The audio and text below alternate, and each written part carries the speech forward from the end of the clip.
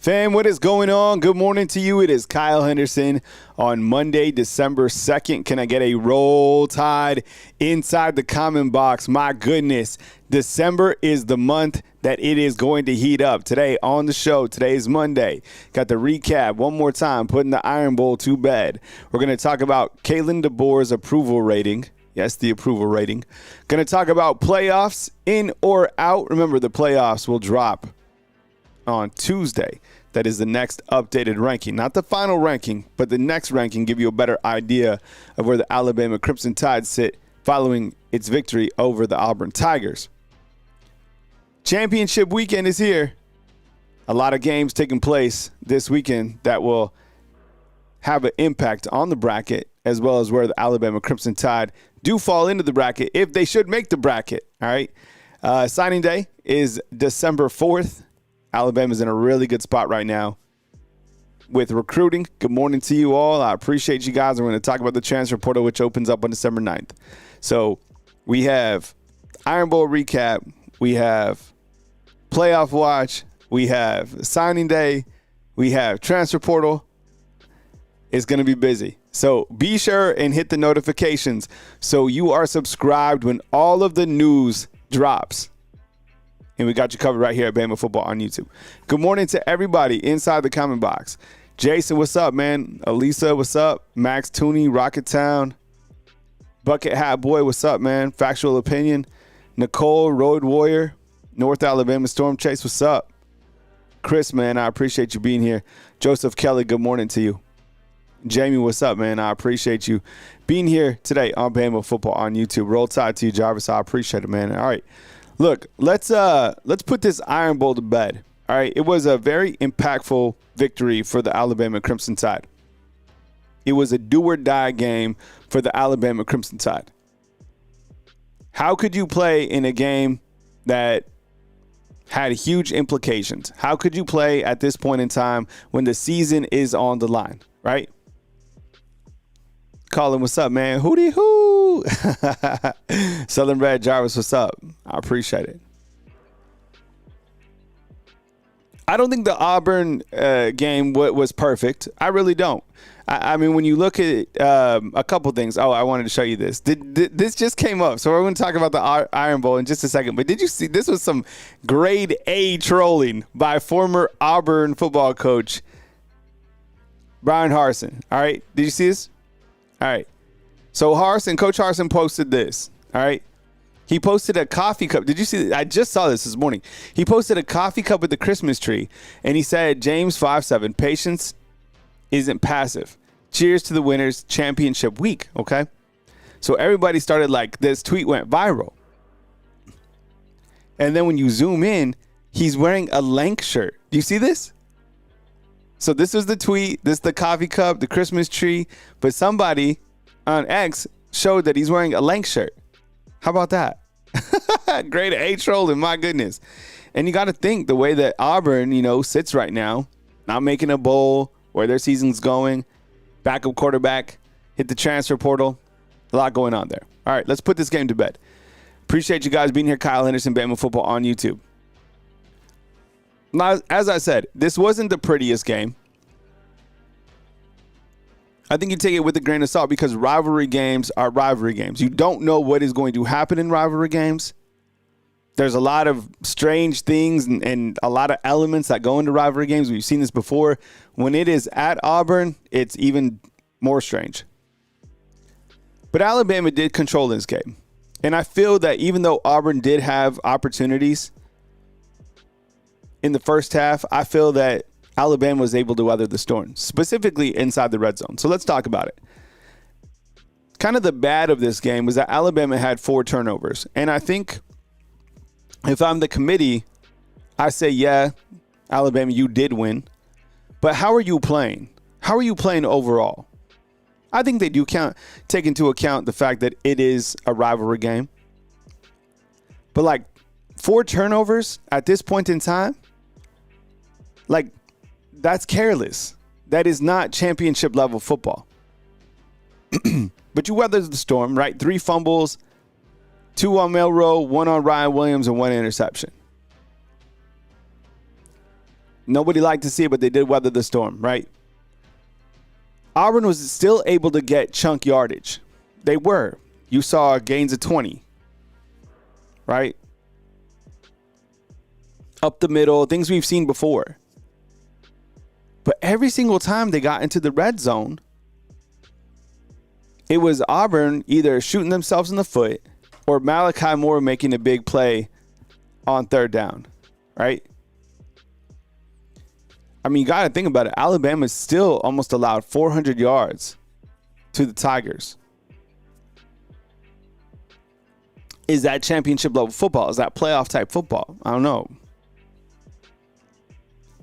But what is, man, that red zone defense, they came with it. Auburn missed the field goal, which was absolutely huge. And Auburn has some chances. It's just, the defense came with it. As we gave out our game balls yesterday, I mean, man, I still can't get over the play of Malachi Moore. I'm going to say this again. That is why it's important to get guys from the state of Alabama, because they understand the magnitude of this game. You got to take care of your own backyard. We're going to talk about recruiting on the back end. But I'm just really happy about Malachi Moore. I saw a stat. I don't know if it's true, but it said out of in the last 85 years, Malachi Moore is the only guy to be 5-0 against Auburn. That's crazy. And it's been like almost 2,000 days since Auburn has beaten Alabama, something like that.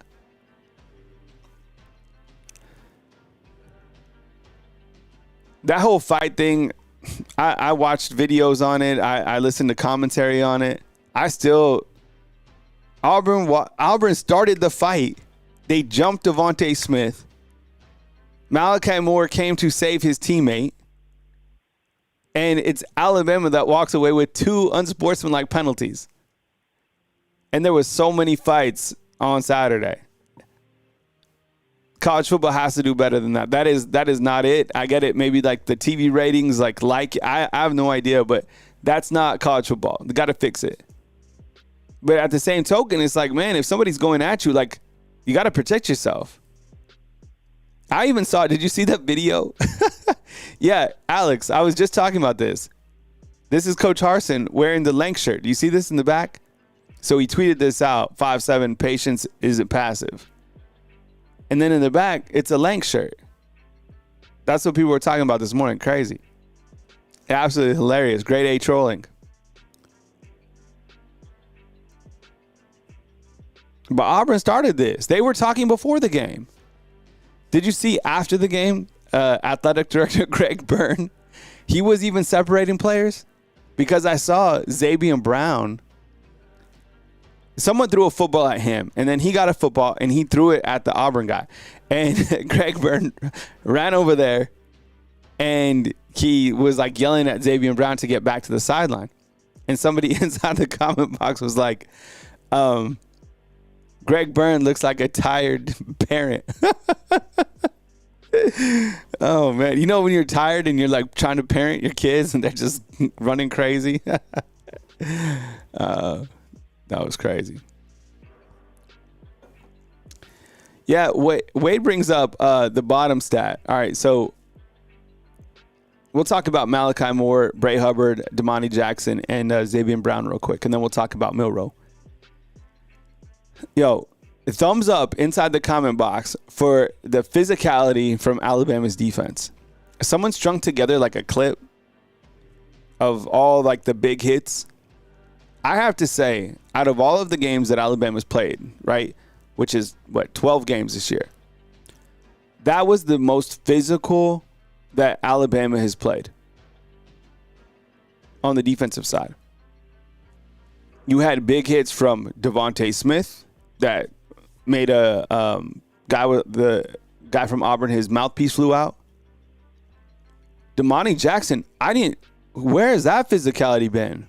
Like, he's been playing really well in coverage, but he was hitting people. Malachi Moore hitting people. Jahad Campbell, I saw him stop something over the center. That was the most physical. Bray Hubbard, yes. That was the most physical I've seen the defense. 100%. And you know what? I don't even have it on right here on the list as we're closing out the Iron Bowl. and I don't know, I didn't see a story about this. I'm sure one of the team writers has a story on this. But think about this. They had that physicality, and they weathered the storm inside the red zone without Deontay Lawson. Missing Deontay Lawson is huge for this Alabama defense, and it has to be one of the things that was on your mind going into a game like this. And I know it's going into the playoffs. I feel that that's a concern. That was Justin Jefferson's first time running the green dot, right? The helmet communication. Oh, Tim Keenan, thank you. I saw Tim Keenan one time. He was running. He ran from the line of scrimmage about 20 yards downfield and made a tackle.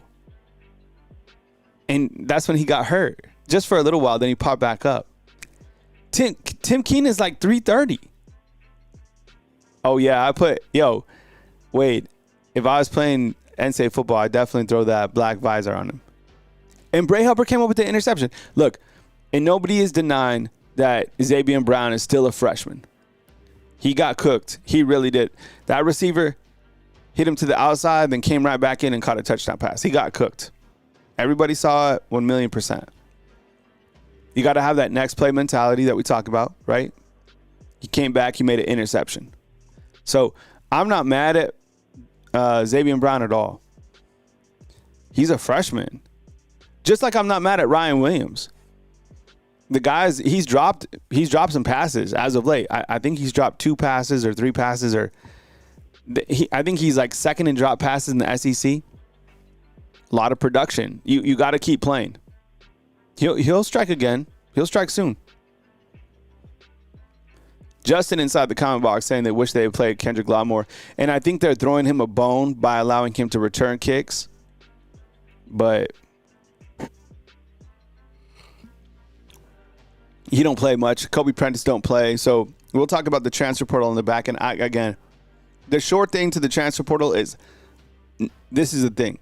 These recruiting sites have intel into like who's going to commit and things like that for sure. Nobody has an idea. That's what makes the transfer portal so crazy. Nobody knows anything about the transfer portal.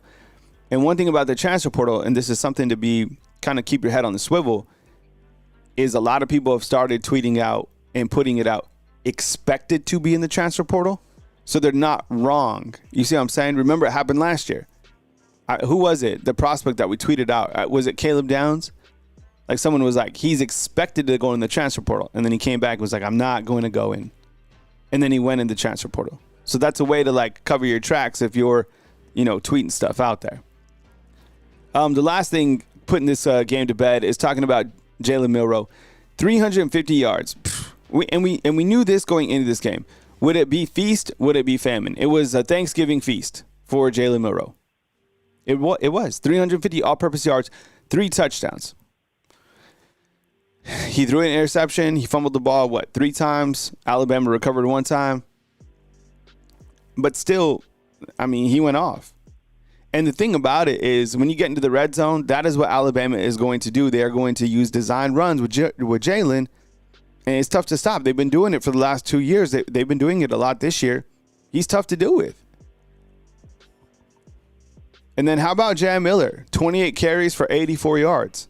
We were asking for him to get fed. He got fed. Sorry, this actually is not even coffee today. But it's so hot. Yeah, and I saw Kiffin put out his playoff watch. I'm going to talk about that as well. Earl, what's up? I appreciate you being here. Good morning. Alex, what's going on? Lee Edwards, Wayne's World, Josh, Jarvis, Southern Red, North Alabama Storm Chase, Sigma, Deer Hunter 175, Big Chevy, what's up? 28 carries for 84 yards. That's crazy because before this, Jam Miller, the most that he carried the ball was 16 yards. If you're just joining, we're just recapping the Iron Bowl, putting it to bed one more time. Any other takeaways from the Iron Bowl that I missed out on? Is there anything up there on the board that or maybe you saw something that we didn't talk about? I'm trying to think. Maybe one of the things that we could add to it was the fact that Coach Kalen DeBoer specifically said after the game and even before the game how important it was to him and the team to finish out unbeaten at home. Alabama finishes out undefeated at home, 7-0 on the season, right? I thought that was a good stat that he brought up. Lisa, what's up? Good morning to you. Big Chevy, what's going on? And he was quick to address that at the beginning. And he was quick to address the student section and the fans for supporting them. I saw a lot of fans just completely elated, clearly because they beat Auburn, but the way that this team finished. We talk a lot about finishing. And I think it would have been easy for this team to maybe lose sight going into the Iron Bowl following the loss against Oklahoma. But that was a deflating loss. But a sign of a good team and a sign of good coaches is next game mentality. Hey, Kevin, we hit on the turnovers just a little bit up at the top. That's kind of like the bad, talking about the good now. But clearly, 4 turnovers, it is not championship level football. With that said, you make up with it with red zone play. You make up with it with good red zone play on each side of the ball, right? And you have the defensive physicality. That was probably the best thing from this game, honestly, along with Milroe's 350 was the physicality on the defensive side. All right. Now, I know you guys want to talk about, and I know we want to break it down, so let's spend some time here on the college football playoffs. So the college football playoffs, the current percentages for the teams to make the bracket look like this on ESPN's playoff indicator. The next time that the playoffs will be updated in terms of a bracket will be Tuesday night. Those are not the final rankings or the final bracket. You still have to have the championship game. So it's becoming a little bit more clear, but there's a lot that still has to happen. As you can see, teams that are clearly already in: Notre Dame, Oregon, Texas, Penn State, Georgia, Indiana, Tennessee, Ohio State. Boise State's in there. The winner of the Big 12's in there, and the winner of the ACC championship is in there. The bubble teams include Alabama, Miami, South Carolina. I guess you could say Ole Miss. We're going to talk about Lane Kiffin pleading to the committee and pointing out some stuff.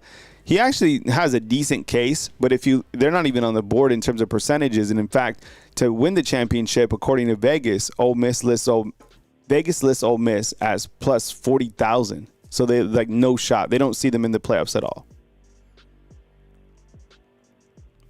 So this is the basics. If you're out, because I know the playoffs can be a little bit overwhelming this year because of the new rules and parameters. And if you don't watch the playoffs and understand it with a microscope, you might be a little confused. So for those of you who don't understand it, let me walk you through it right now. The first thing that you have to know, and we'll go back to this graphic, is teams from the Big 10, teams from the SEC, and I'm talking the champion of the Big 10, the champion of the SEC, the champion of the ACC, the champion of the Big 12, have automatic entries into the tournament. Now, the highest ranked group of 5, right, outside of those Big 4 conferences, has to make it. And that is also Boise State, okay? After that, it's kind of up to the committee to choose the at-large teams to fill out the rest of the bracket. Which leaves us to this. These are the basics. Right now, Alabama is 100% a bubble team. They are not a sure shot to make the playoffs. I have them in the playoffs. I'll explain why.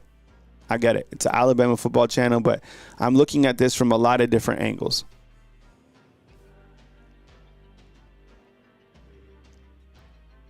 But they're a bubble team, so we have to see where they are ranked and seeded in the bracket if they are on Tuesday at 6 on ESPN. The ACC championship, in my opinion, I think clearly if you look at the rules, will determine a heavy outcome on where Alabama is. And we'll talk about transfer portal on the back end of the show.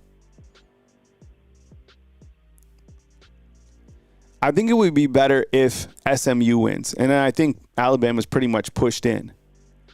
And my reasoning to that is SMU has only lost one game so far this year, which is to BYU. Clemson has already lost 3 games. What's up, DS? I appreciate you being here, man. Thanks for the feedback. If Clemson loses, they have 4 games. They're out of here, right? If SMU wins, they're in. And then I think it comes down to Alabama versus Miami. I think it comes down to Alabama. I guess I don't agree with this, but from what I'm seeing, South Carolina feels that they have a shot to make the playoffs over Alabama, which is just ludicrous to me. And then Ole Miss, I really don't think Ole Miss has a shot. The problem is there's a 6-way tie for 4th in the SEC. When they were putting the SEC together, did they think that there'd be a 6-way tie for 4th or 2nd or whatever? No, but here we are. So when you look to the resumes between these two teams, or between the 3 or 4, whatever you want to add, I completely agree, Max, that South Carolina, look, I don't think there's a team out there that wants to mess with South Carolina right now. I really don't. Are they a top 12 team, like one of the top teams? Probably, for sure. Based on how they played, I would 1,000,000% think that South Carolina is able to beat Arizona State. I think they'd beat Iowa State. I think they'd beat Boise. I think they'd beat Indiana. I think they'd beat Penn State.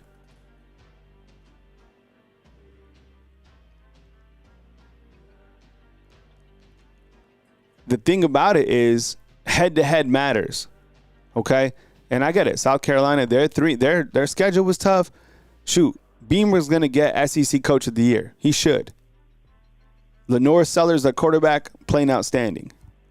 3-3 versus top 25. Their best wins against Clemson. That was a battle.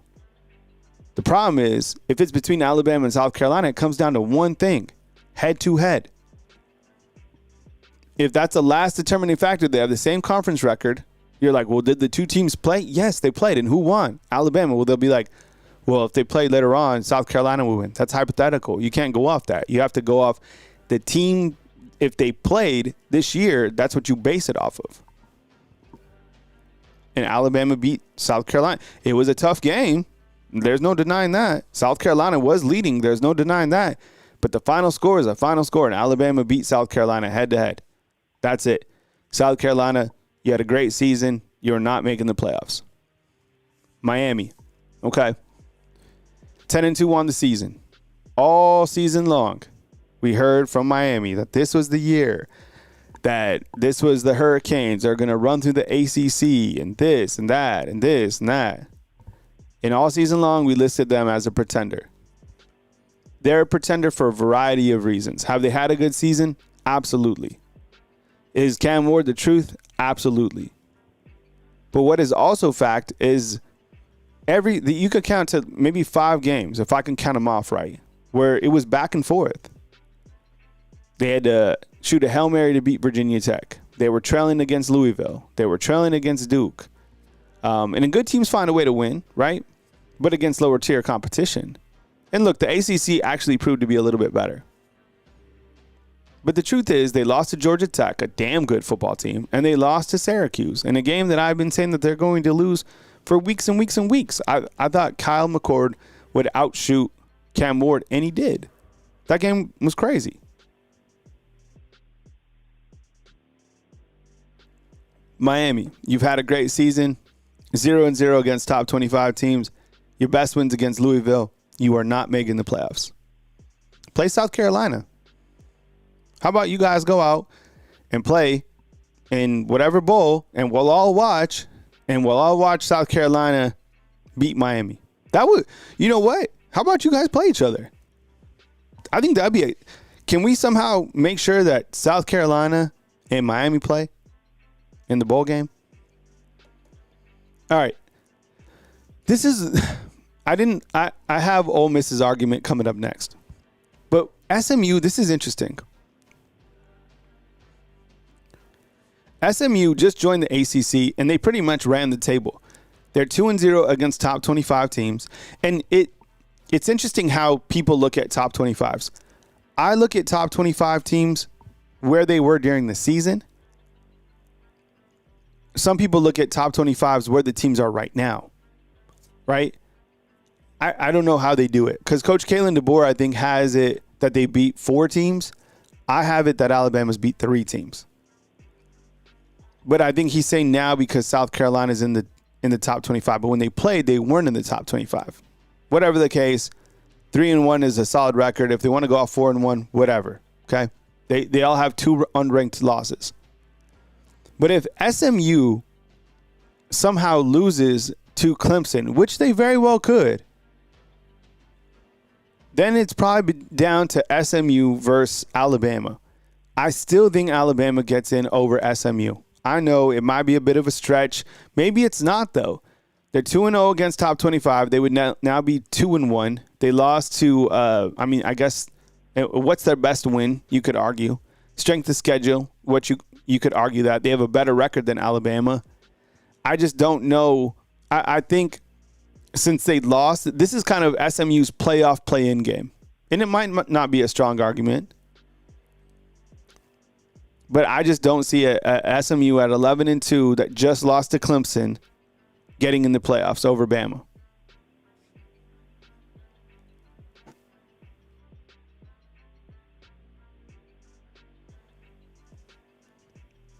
Dylan, what's up, man? I see you inside the comment box. Yeah, Texas came in and they were definitely ready to come in. Steve Sarkisian had a good game plan to have the Longhorns ready for the SEC. I somehow still feel that Georgia wins that game in the SEC. I'm going to talk about my bracket coming up next. Let me finish out on Clemson, but I appreciate the feedback. Thank you so much. Clemson 0-2 versus top 25 teams. I guess their best win is against Pittsburgh. Pretty good team. They play SMU next. Clemson has to win to get in. If they lose, they're out. So that's why it's better if SMU beats Clemson than Alabama's in. All right. This is so let me read this off. This is from Ole Miss head football coach Lane Kiffin, and he tagged the College Football Playoff Committee. So this is pretty good. All right. So let me read it. South Carolina, and this is Lane Kiffin. I don't know who put this together for Lane Kiffin, but he tagged the College Football Playoff Committee. Like, he literally sent this out. Okay. His argument reads, South Carolina lost to both of them, and their best win is against Clemson. Ole Miss and Alabama's best win is against Georgia. Georgia beat Clemson 34-3. Safe to say that South Carolina is out between Ole Miss and Alabama. So he's already scratched out South Carolina based off whatever reason. I guess I missed the top. But here you go. His argument is Ole Miss should be in over Alabama, and this is according to Coach Lane Kiffin. Here's why. Ole Miss has 9 wins, outscoring their opponents 390-94, plus 296. Alabama has 9 wins out of scoring their opponents 371-119, plus 252.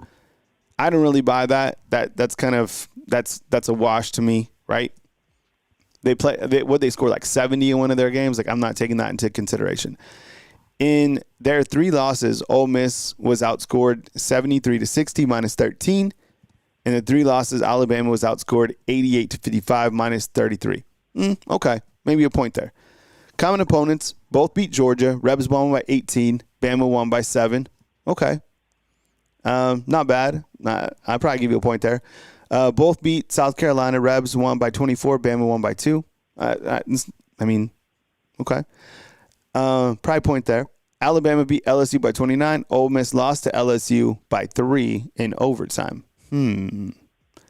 That's a big one, Lane. All right? Because you both beat Georgia and you both beat South Carolina.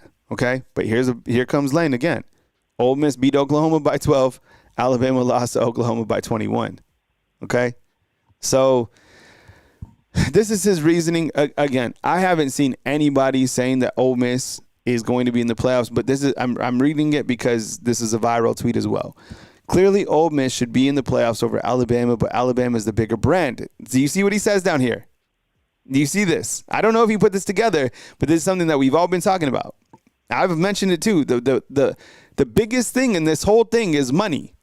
The bigger brands. And that's why SMU, Alabama, we'll get to this more. Clearly, Ole Miss should be in the playoffs over Alabama, but the brand is bigger and more likely will get in over Ole Miss. So that's kind of like a cop-out right there. That final take, but it could be true. I don't know. I mean, you had the same record. Don't lose. Like, don't put yourself in this position. I get it. It sucks. But look, I don't know. I mean, maybe he needs to go to a bigger brand. right? If he doesn't feel that the brand is big enough to compete with Alabama, maybe it's time for him. I personally think that Lane Kiffin has outgrown Ole Miss. I do. I think that he's coached them to their pinnacle, but I don't think that they have the big enough brand to really go forward. So anyways, he brings up a couple good points. I haven't seen anybody else in the college football world talking about Ole Miss as a bubble team. We will see tomorrow. If you have some stats, bring them up inside the comment box. Like Jay Beck says, Alabama number 6 schedule strength, Ole Miss 24. That's the point for Alabama. So the problem is if the teams don't play each other, it's all hypothetical. You can go, and we all know score comparisons don't tell the real story. So I don't know. This is my bracket, okay? This is my college football bracket for December 2nd. And I just went ahead and put 2 different brackets up. I put a bracket up if Oregon, Texas, and SMU win on the left, and my bracket if Oregon, UGA, and Clemson win on the right. Each bracket contains Alabama. So I feel that Oregon's going to beat Penn State. I think Texas and Georgia, I'm leaning more towards Georgia, but in this scenario, I have Texas winning, SMU beating Clemson, and Boise beating UNLV. I would have those teams in the bracket based on what the committee has been doing with their bracket as 1, 2, 3, and 4. I have Notre Dame at 5, Ohio State at number 6, considering they just lost. Georgia, since they would have lost to Texas, being at 7. They beat Tennessee. They'd be in at 8. Penn State, being that they would have lost to Oregon, down at 9. Them ranked 1 spot ahead of Indiana, and then the Big 12 champ, I guess, Arizona State, and then Alabama at 12, which would mean that Alabama, in that scenario on the left, Alabama would play Notre Dame in South Bend. The winner would play Boise State. That's a scenario that I've been talking about for a long time. On the right, here's if Oregon, Georgia, and Clemson win. Pretty much the same from 7 down, but I'll read it out. Oregon, Georgia, Clemson, Boise, Texas moves to that 5 spot because that would be their only second game that they lost. Notre Dame, Ohio State, Tennessee, Penn State, Indiana, Big 12 champ, Bama. Now, I could see if Bama's ranked above a Big 12 champ that they put Bama at that 11 spot. So when you're looking at these rankings, think about Alabama being at the 12 or the 11 spot. So for reference, Alabama on the left could play either at Notre Dame or at Ohio State. And on the right, Alabama could play at Texas or at Notre Dame. One thing's for sure that Alabama, I thought I had another graphic on here, but one thing's for sure, Alabama 1,000,000% is going to be on the road. And I think it's going to be against probably the highest probability, in my opinion, is at Notre Dame. And I think they'll keep Boise State there. And this is the thing. Like, I'm not saying to bet. I'm not saying to gamble. But if you do, I was playing around with the numbers today. Alabama right now on MGM, check this out. Alabama on MGM is plus 2,200 to win the whole thing. You are never going to get Alabama at those odds again. I don't even know if they're going to make the playoffs, but those odds, for example, you put a bet in there of $1,000. You're winning $22,000. So you're not going to get Alabama at 2,200 to win the whole thing many times in life. I'm just saying, like, and I think about Vegas has had a really hard time determining the winners of these games as well, just because of the parity in college football. Who's to say if Alabama gets Notre Dame? I like Alabama against Notre Dame. I like Alabama against Boise State. And who knows? Maybe they get momentum at that point in time. And I think Alabama could beat all these teams right here. I really do. But will they? I have no idea. City Burt inside of the comment box. He's saying if Boise loses and Army wins, Bama's still in. Okay. Well, so if Boise loses, then the team that goes in is UNLV. So that's interesting. So UNLV would probably be ranked number 12, and then Alabama number 11, and then you would put the other conference champ, which I guess would be the Big 12 champ at that 4 spot.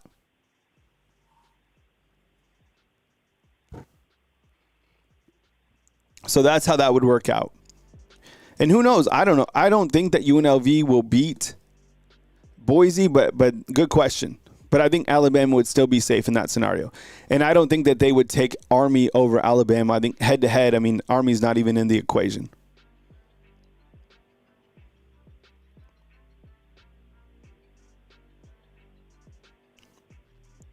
All right. Before I get to this, let's jump to this real quick. It's championship weekend. I need to update that, so 1 second. It's championship weekend, and I would love for you guys, obviously, to hit the thumbs up real quick. That really helps the channel's performance and you guys supporting me. If you want to become a fan funder, I'd appreciate that.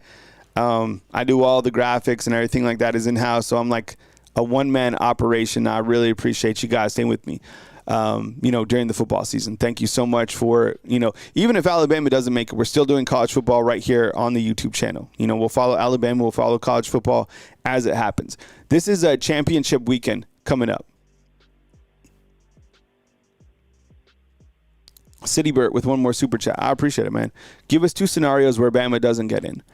I think a scenario where Alabama doesn't get in is Clemson wins the ACC championship and you take SMU over Alabama, or SMU wins the ACC championship and they take Miami over Alabama. I really think it's between Alabama and Miami, right?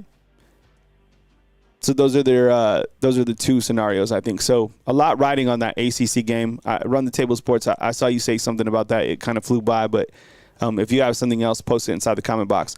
DSGB. I didn't say what David Pollack said. Post it inside the comment box. And you know what? Look, there's a lot of people that don't have Alabama in. I know we run heavy on Alabama here because it's an Alabama channel. I do try to talk college football in general in terms of an analyst. I do talk the facts. I have a really hard time seeing why Miami would be put over Alabama. Like, records aside, like, who is the better team? Right? Who's played the tougher schedule? Yeah, I mean, Lane Kiffin's saying bigger brand or whatever. Who's a bigger brand? I mean, go 1, 2, 3, it's all Alabama. Thank you. DRGB. Look, and that's it, man. We'll talk transfer portal on the back end. If you guys have transfer portal targets or like guys that pop up, bring them to the board and we'll put like we might put like a hot list together. Okay. Who's says something inside the comment box that I want you guys to think about, okay? We're going to go back to this graphic real quick. All right, this is my bracket. These teams right here, all these teams above Alabama, this will be the last thing I say on this bracket before I move on. None of these teams want Alabama in. None of these teams want Alabama in. Specifically Georgia. None of these teams. Oregon doesn't want them. Clemson, Boise. I'm sure Texas would like a shot at Bama maybe. Notre Dame doesn't want to play him. Ryan Day can't win a big game. Tennessee doesn't want round 2 of the smoke. Penn State, nope. Indiana, nope. Big 12 champ, nope. Remember, we want Bama? Ask all these teams if they want Bama in the playoffs. They don't. Nobody. Look, say what you want about Jalen Milroe. We can go back and forth that the guy's going to move on, that he's a turnover machine, or that he can go feast or famine. Truth of the matter is, if you're a defensive coordinator and you draw Alabama in round 1, you do not want to face the Alabama Crimson Tide. You don't. Period. Just like Hugh Freeze said, I love this quote. He was like, you prepare for the best. His best is feasting on your ass. 100%. 350 yards and 3 touchdowns. Nobody wants to have to deal with him. Okay. You might get a turnover or 2 or something like that, but what Alabama is capable, and if they're playing that physical on the back end of the defensive side, nobody wants to play them. If you want Bama, all these schools, raise your hand. Nobody does. Feast or famine. That's it. I would love some feedback here. Okay. So I want to talk about, well, I guess I want to do this graphic first, and then I'll go back to DeBoer, okay? Let me do this first. I want some feedback here on championship weekend. So I'm going to go through each championship game, and I'm going to ask you to vote for the team that you think is going to win, okay? So the first one, T, if you're around, you could just do like quick polls. Boise State or UNLV? Who wins this game? There might be some UNLV people. I don't know. You know what? Before UNLV's quarterback left, that team was a little bit salty. Type B for Boise. Type U for UNLV. I would imagine it's 100% Boise. Favored by 5.5. I'd probably take that all day. I think Boise State wins by more than that.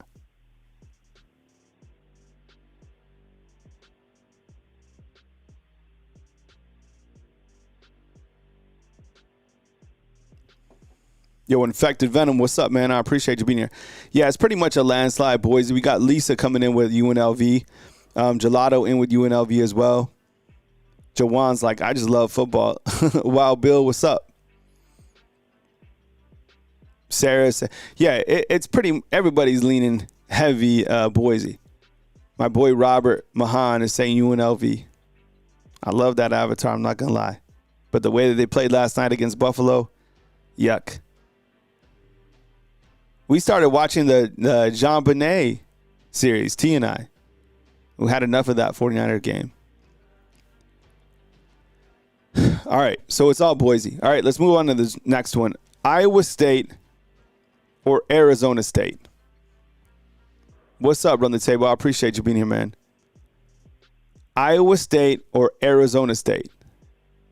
Type I for Iowa State, A for Arizona State.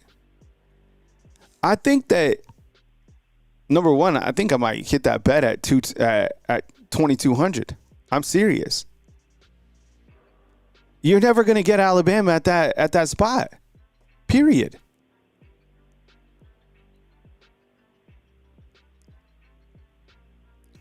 I'm taking Arizona State. By the way, I like that coach.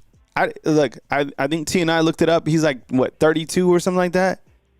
He's pissed off for greatness. I don't know how far Arizona State's going to go in the playoffs, but it's kind of cool that they're in. People in Tempe going crazy. I'm taking Arizona State. They're playing mad. I 100%, I'm flipping the coin here.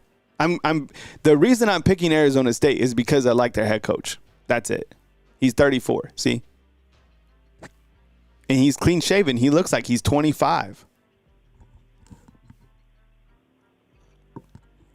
Jack is saying, as an Alabama fan, I don't believe we deserve to be in the playoffs, but I'm glad we do have a chance. I do believe if we play our best, we can win it all, but who knows?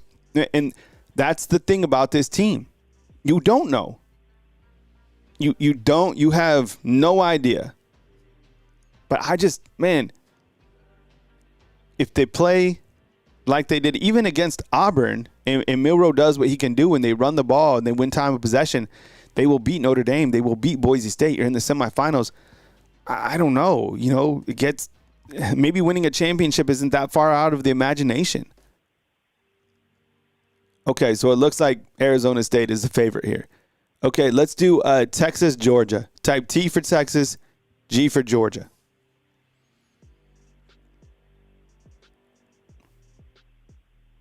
I think I'm man.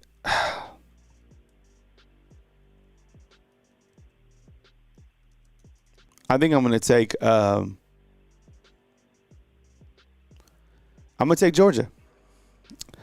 I'm going to take Georgia. I don't know why. I love the matchup. I have respect for each of these coaches. I think each of them are capable to win the championship. To be honest, I think it's Texas, Georgia, or Bama that's going to win the chip for sure. And this one looks, I would love to see the votes in this one.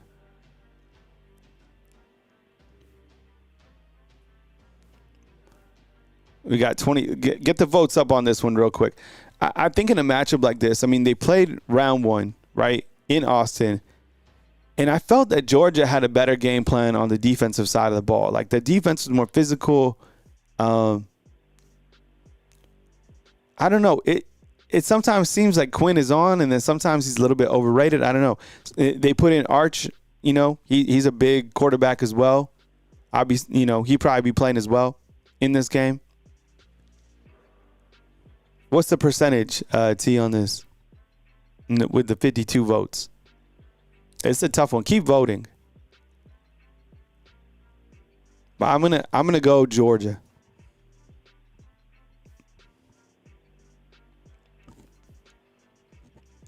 And Carson Beck, look, this guy, I don't know. It's kind of the same thing. He's not really feast or famine, but he's like sandwich or famine.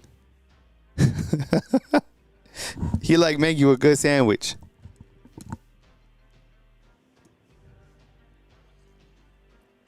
All right, next one. Let's do Clemson and SMU. So 59% filling Georgia. Okay, that's what I thought. I'm taking Georgia too. Clemson, SMU. Type C for Clemson, S for SMU. Oh, man. Remember when Keelan Russell, we're going to talk recruiting here in a second. Remember when the 5-star was committed to SMU? Oh, evidently, SMU can play some football and they can recruit. Before Alabama stole him from SMU, a lot of people taking SMU. Man, I hate to do this. I think that while I want SMU to win, because then Alabama's, in my opinion, automatically in, I think Clemson's going to win. I do. I think Clemson's going to win. I think Dabo Swinney has that fire in his belly, and they just lost. They were given a new life by Miami losing. I think that Dabo Swinney and company will pull it together, and I think it'll be SMU versus Alabama for that final spot. Now, we want SMU to win. But SMU's pretty much ran through everybody in the ACC. I think Dabo's played in big games before. I think I'll go with Clemson. Give me Clemson.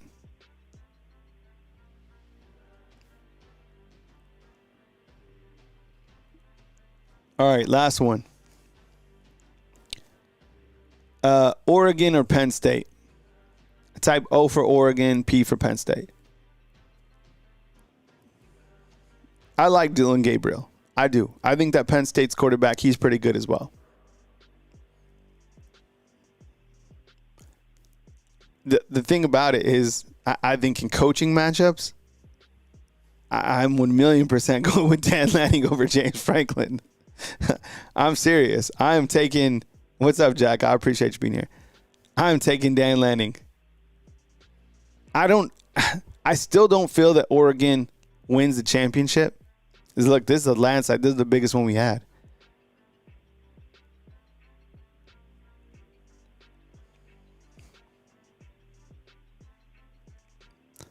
Yeah, I don't, man. I think this is in -3. I think that Oregon, they probably win by 10 plus. I just don't think that Penn State has enough offense to keep up with Oregon. Oregon's got some guys for sure, 100%.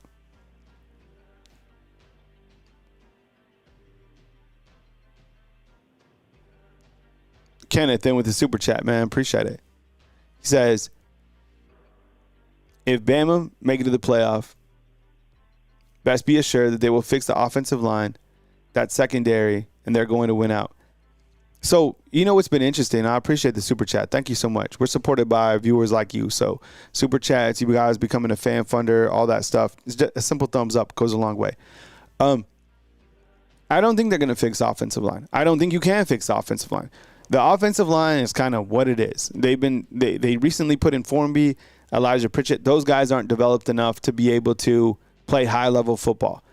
That's a real major concern. It might limit their chances to win a championship. To my surprise, I kind of felt the same way about the secondary.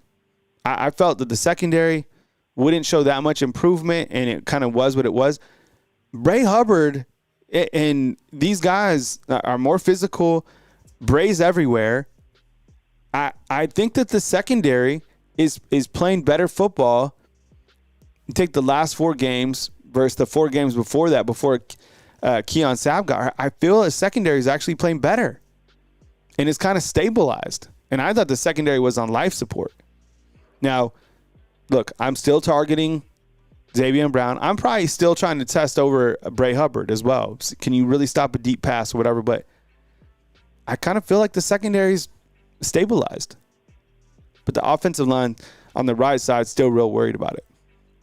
Okay, I'd love some more feedback right here. Talking about Coach Kalen DeBoer's approval rating, okay? And what I did is I put together a small kind of approval rating checklist. So I put it in 2 categories. Basically, where it splits off is where we're at. We're not in the playoffs and we're not in the championship, okay? So up to this point in time, and I said out of the points, I have 55 total points right now that Coach Kalen DeBoer could acquire. Again, I made this stuff up. 15, 20 minutes before I got on the show. But I feel, and we could add more, we could take stuff off, whatever. But I love some feedback. So what I did was I put key elements to the approval rating: the transfer portal, recruiting, losses to unranked teams, right? I think I need to update that.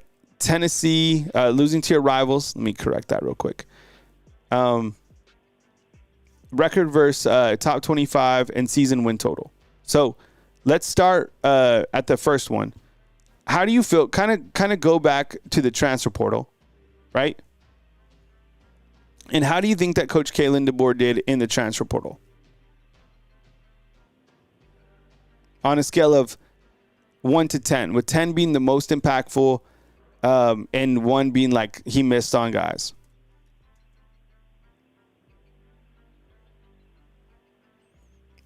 I feel that when you look to Coach Kalen DeBoer in the transfer portal, he did a really good job in the transfer portal, to be honest. I gave him, these are my approvals, and we can go back and forth. But I said, I gave him a 9 out of 10. You had to go back and you had to get, and the way that we see the transfer portal is interesting because it's like, how are the guys now or how are the guys that he got at that point? But let me just remind you guys.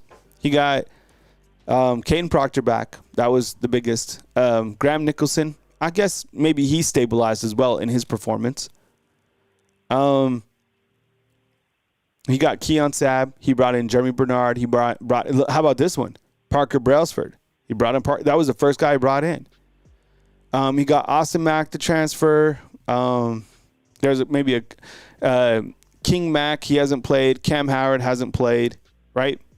So I gave him a 9. I see some different ratings in the system. Maybe we change it to like an 8. But I felt he did a pretty good job in the transfer portal. Maybe I'll move it down to 9 or 8. We're going to talk recruiting after this segment about the approval rating. But what would you rate him on recruiting out of 9 out of 10? 10 being the highest, 1 being the lowest. I mean, I think if you're able to keep Caleb Cunningham, probably a 10 out of 10. It looks like Haywood isn't going to sign until February, which probably means he won't be part of this class. I gave him a 9 again. And look, I've been hard on the guy. But they're number 2 in the country.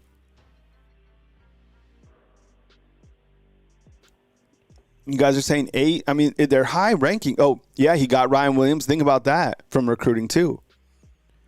And Rocket Town brings up a really good point because he had to close the class with 2 guys from 2025, and he got Noah Carter and Ryan Williams. I don't think we can forget that. So that's 9 or 10 for recruiting. All right. Okay, now on this one, kind of moving into the season, I think I'm deducting points here, and a lot of points, because it's one thing to lose to like a ranked team, but it's another thing to lose to unranked teams. And yes, the world of college football is different.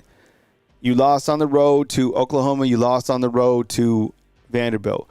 Both of those teams were unranked at that point in time. So I said minus 10 points for each of the lost times too. Maybe that's a little bit harsh, but the reason I thought that was impactful is because when you lose to unranked teams, it hurts the brand overall. And I think what it does too, and what I mean by that is other teams that are ranked and other teams that you're recruiting against, whether that be recruiting, whether that be in the transfer portal, they can point to and be like, look, Alabama is no longer what it was because Kalen DeBoer lost to unranked teams. He didn't have his team prepared, in these two unranked situations. So that's why I think unranked losses are, really impactful. I get it, like minus 10, but man, those were. And look, if you read the comments, if you're out there and you're reading all your sites, people are like, lost to Vanderbilt. They don't understand who Vanderbilt is because they don't have a microscope. But that's what I'm talking about. The brand suffers because people are like, oh, Vanderbilt, they've been terrible for all these years, and now they can even beat Alabama. They don't understand. But in terms of the brand value, I deduct points right there. A lot of points. The two unranked teams is big.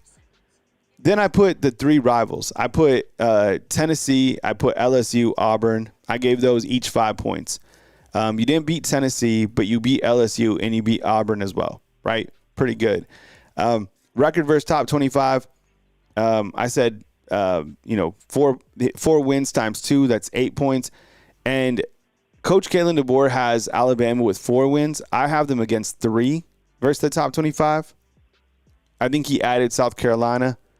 I just go off the teams that they played on the schedule. So either way, I went off his 4 times 2, and then season win total. He got 9 points there out of 12 that he could have acquired. So far, that comes up to only a 45% if you use my rating chart. Now, you get into the playoffs, it's a whole different system, right? You go into the playoffs. There's, of course, managing the transfer portal, we didn't even talk about again, or recruiting, and then if you win a championship. So I don't know. I just wanted to get some feedback there in terms of the overall rating. I think it's much higher than what I have here in this make-believe rating, but, a lot will be determined on how if Alabama does get in the playoffs. And I think, look, you're remembered by what you did in the against Auburn, and he won that game. He finished 7-0 at home, right? The SEC is crazy good. So I don't know. There's my take. I think it's much higher than 45%. I think if you ask the general public, I think people would probably say 70 to 80% in terms of approval rating for Coach Kalen DeBoer. Here are the odds real quick from Vegas. As I mentioned, that plus 22 for Alabama looks mighty tempting, considering that I don't think there's a clear champ. If you're going to tell me that Oregon is a clear champ to win the championship game, they're not. There's no absolute favorite, in my opinion, to win college football this year. All right, so let's hit on recruiting real quick, and then we'll talk a little bit of transfer portal on the back end. All right, so signing day is coming up on December 4th. Now, Alabama is set to have an incredible class sign. I'm sure we'll hear from Coach Kalen DeBoer on that day talking about the recruiting class. There's still a couple pieces that need to be added, but the key piece, as you know, is Keelan Russell. He's a 5-star quarterback out of the state of Texas, plays in very high-level competition. Look, this might be a hot take, but and maybe not, because I think I've seen some of you guys say it inside the comment box. Keelan Russell is going to compete for the job next year, it seems like. I think he has the makings. I think he has the size. I think he has the arm strength. A lot will depend on how quickly he picks up everything, but getting this key piece of your quarterback is critical for the brand, the stabilization of the offense. This is the guy. He was committed to SMU. He won the Elite 11. He won the On3 quarterback award. All these awards, this is the guy, okay? So I think it does hurt not getting Caleb Cunningham, but we're now on flip watch for Derek Meadows. Who is Derek Meadows? He is a 6'5" wide receiver, might even be 6'6", out of the state of Nevada, and it looks like he's on flip watch from LSU to Alabama. That could be happening any point in time, okay? And that would be a big addition leading up to signing day. Other elements to watch is Ty Haywood. He's a 5-star offensive lineman. It doesn't look like he's going to sign up until February, which would probably mean that you're not going to get him in this class. Again, nothing has been for sure. I haven't seen any major forecasts or predictions on Ty Haywood. Maybe somehow with the fact that Keelan Russell's from Texas, maybe you get Ty Haywood. Doesn't seem like there's too strong of a connection there, but who knows? Another critical part is key piece is Michael Carroll. You will be so happy if this young man does sign on signing day. Michael Carroll, I think he's probably 1A or 2B, after Keelan Russell. Like getting this offensive lineman from the IMG academies from Pennsylvania. He visited Colorado not too long ago. This is the guy with the offensive line. And then overall, it's a strong class. Number 2 in the country, and we'll go through it more in depth leading up to December 4th. But right now, number 2 signing day, like going into signing day, I think is absolutely flawless. But yeah, like Max is saying, you got – and look, it's not over until it's over. You have to sign these guys. Carroll is like a must get. Whatever you have to do to bankroll this guy, to make sure that he's here, do it. Having him and Keelan Russell, that'll set you apart. And continue to build on the foundation under Coach Kalen DeBoer in terms of recruiting. All right, the transfer portal. Look, the best thing about the transfer portal is nobody knows what is going to happen when the transfer portal opens up on December 9th. Nobody. No recruiting sites. Nobody has insight onto the transfer portal because it's all up to the players, right? They have the power here. They should have the power here. And right now, and for the past couple weeks, and even Coach Kalen DeBoer said this, that players are visiting with Coach Kalen DeBoer about roster management. They're asking him, where am I fitting into this team? What is the future of me being here at this university? They're probably talking about playing time. And guess what? They're probably talking about NIL. So if a player goes into the transfer portal, he could take himself out of the transfer portal. I would watch for right now on your recruiting sites, on X, this guy is expected to go into the transfer portal. So the guy might come out of the transfer portal. But remember this, the transfer portal works both ways. When you go into the transfer portal, Alabama can go into the transfer portal and replace that guy. If I'm looking at Alabama's team right now, this is where I feel Alabama needs to go in the transfer portal. Number 1, immediately, is the right tackle position. I would like to see Alabama get a right tackle immediately, a veteran to be able to come and help out this Alabama offense for the 2020-25 season. I think the inside linebacker position, you're going to lose Jahad Campbell, Deontay Lawson, Justin Jefferson. Absolutely need to go into the transfer portal in that area as well. And maybe the tight end position, you're losing C.J. Dupree, you're losing Robbie Oots. Now, you do return Josh Cuevas, but maybe you just see what else is in the transfer portal, and then maybe somebody in the secondary as well, a big-time corner or a safety, someone like that can come in because you're losing Damani Jackson, you're losing Malachi Moore. I think you need a veteran. Even though you have a bunch of guys coming back because they're pretty young in the secondary, I think those are the areas that you need to hit. And maybe even the field goal kicker or punter again, just because James Burnap will be gone, and so will Graham Nicholson. So, look, it's expensive. The transfer portal is what it is. It works both ways. Guys are going to leave Alabama. I don't know who is going to leave the transfer portal, but guys are going to leave the transfer portal. And when it opens up, it's going to be tough because these are the things we don't know. Number 1, is Jalen Milroe coming back? And how would that impact the offense? He has up until January to decide if he is coming back or not. I don't think he's coming back at all, right? But I think if you're on the offense, it's probably one of the questions I'm asking. Who's going to be the quarterback next year, right? Emmanuel Henderson, he doesn't get fed. Kobe Prentice doesn't get fed. Kendrick Law doesn't play, right? Those guys want the ball. I promise you. They don't want to be downfield blockers. And the most important guy, I think, to keep, honestly, besides Ryan Williams, on the offensive side, I'm going to tell you what. Richard Young. Keep Richard Young. Make sure that guy is fed. That guy has the ability to be a home run hitter at any place in the country. And what we've seen from him this year, you got to take care of him because Richard Young is absolutely a physical, imposing running back. Jeff Stapleton is saying, I think Damani Jackson will stay another year.